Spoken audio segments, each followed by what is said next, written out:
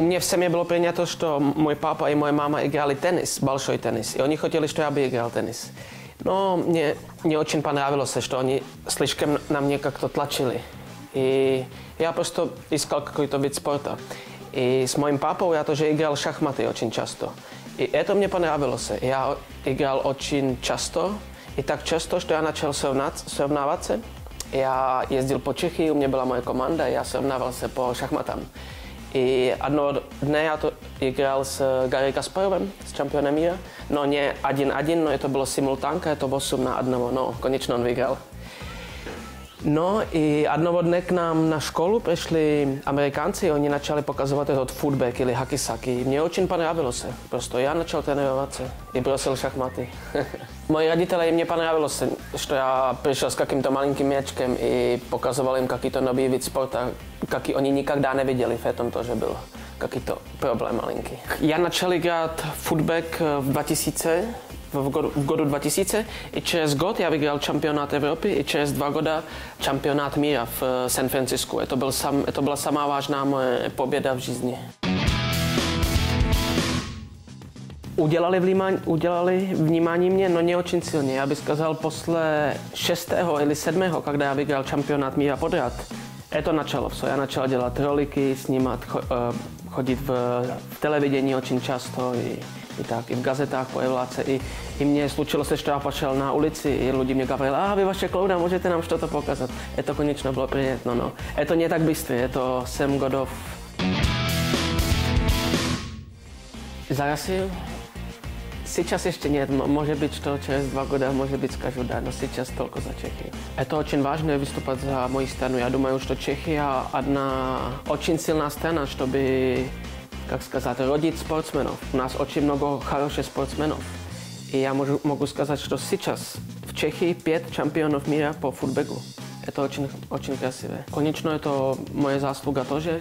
Я думаю, что самое главное, děti или люди начали думать, если он выиграл чемпионат мира, я тоже могу. Значит, это помогает. К сожалению, финансование так не помогают, но помогают, что телевидение очень интересует, когда чемпион мира с Чехии и разные ролики я там снимал для больших компаний. Я выиграл столько чемпионов мира и Европы, что это интересует медиа. И когда лицо показывается в медиах, люди знают, что это хорошо, это приятно, конечно. Это достижение, хотя бы такое. V России очень много футбольных фристайлеров, очень много, не так много футбек фристайлеров, но очень часто слышу, что людям нравится этот вид спорта, что это круто, откуда, и они давают вопросы. Да, это был чемпионат Европы по футбеку фристайлу, и это самая лучшая медаль за самые важные дисциплины, это Open Singles Routine. Это значит, что показывается футбек под музыку, это как танец с мячиком, это очень красиво, и я очень рад, что у меня появился этот 11-й чемпионат Европы почти подряд. Самое главное, что мы не бегаем. Мы это все делаем на одном месте, и мы показываем трюки. И во футболу надо бегать, и там тоже большая команда, и сотрудничать с другими игроками. Это не так часто у нас. Но есть какие-то преимущества. Я думаю, если хороший футболист научится какие-то трюки с мячем, ему это может помогать, но в большом футболе. Я помню один игрок с Будапешта, он играл большой футбол, он был в самой лучшей команде там, и ему что-то случилось с коленом, ему врач сказал, что он больше футбол играть не может, но может играть футбольный фристайл. И несколько годов прошло, и он стал чемпионом мира по футбольному фристайлу.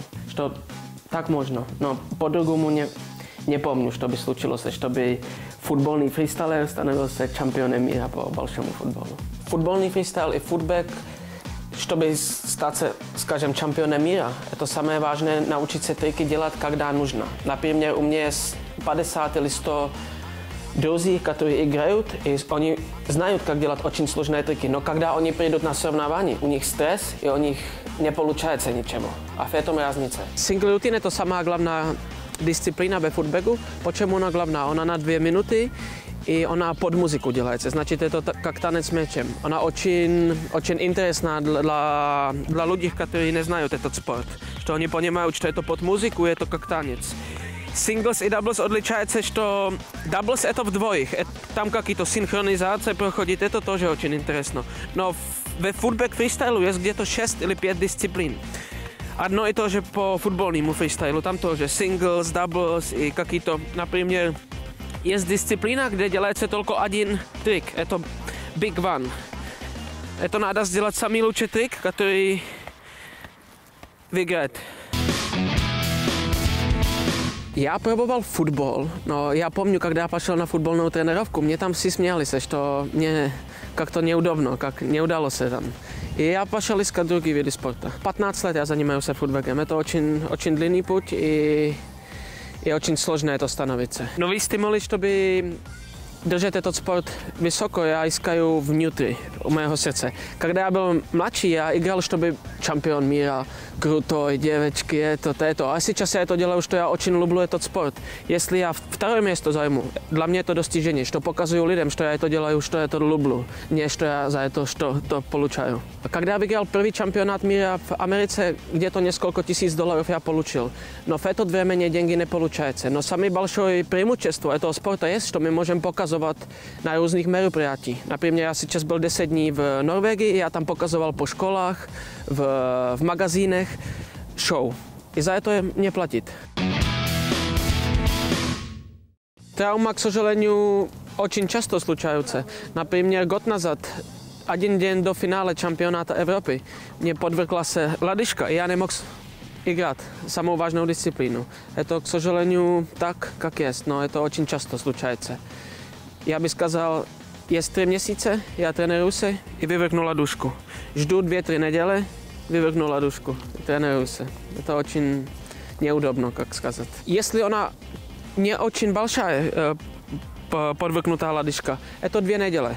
Если это большая, как, например, было на этом чемпионате Европы, это месяц. Она становится очень большая и очень сложно и тяжело ходить. У меня был и есть до сих пор Bruce Lee.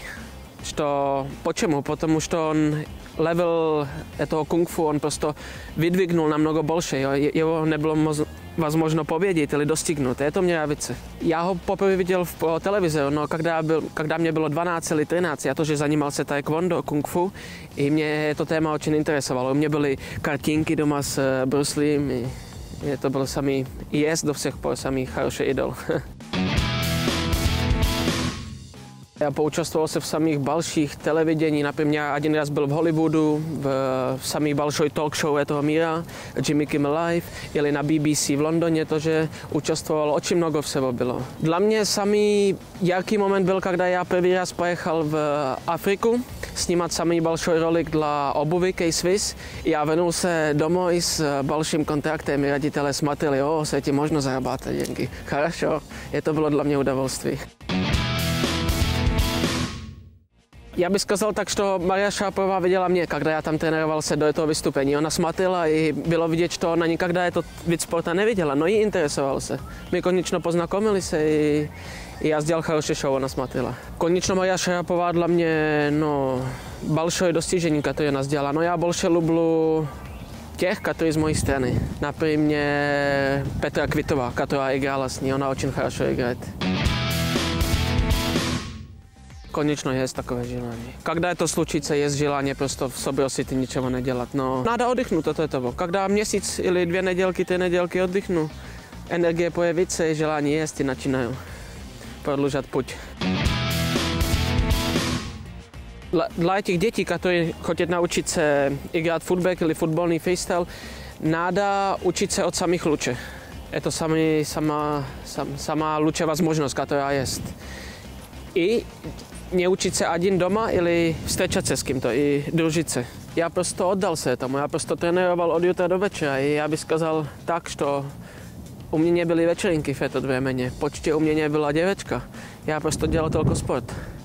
I поэтому эти результаты. Конечно, talent, to всегда tak jest, no больше всего это труд, надо трудиться, каждый день тренировать. Mise je koniečno, já bych chtěl popást v Hollywood v какой-то большой ролик и помочь тоже спорту, чтобы он стал более популярный. Я bych chtěl dát rozvití footbagu i fotbalnímu freestylu. Это моя супруга Юлия, и мы познакомились где-то в 2002 году. No my vstřetili se v 2012 году на čempionáte po footbagu ve Varšavě. Ona to, že čempionka míra po footbagu. Семья – это самое главное, и для этого я выбрал российскую жену, что я люблю, что они более семейные, как в других странах. Ну что, факты, есть дети. Это здорово. Ну, вообще, когда спортсмен живет спортсменом, ему намного легче, потому что у нас есть понимание вообще, что такое спорт, что он требует. От тебя те же самые травмы у нас случаются не периодически, мы друг друга поддерживаем. То один ходить не может, то вот я, например, на инвалидной коляске ездил полгода. Это очень приятно, когда мы все вместе, и moje самое любимое сейчас спать вместе с этой маленькой. Это, не знаю, как это как когда телефон дается зарядить, так я чувствую. Очень сложно найти времени сейчас, чтобы хобби как, люблю отдыхать, люблю читать, конечно, книги и люблю плавать. Štěstí je to široký pojem, je to složné objasnit, tam очень много věcí. Dla mě je to хорошая žena, конечно, ребеночек, но самое главное это здоровье. Когда здоровья нету, ничего нету. Я здоров, Юлия здоров, ребеночек здоров, второй ребеночек здоров. Это самое главное, это счастье. Когда здоровье, это счастье.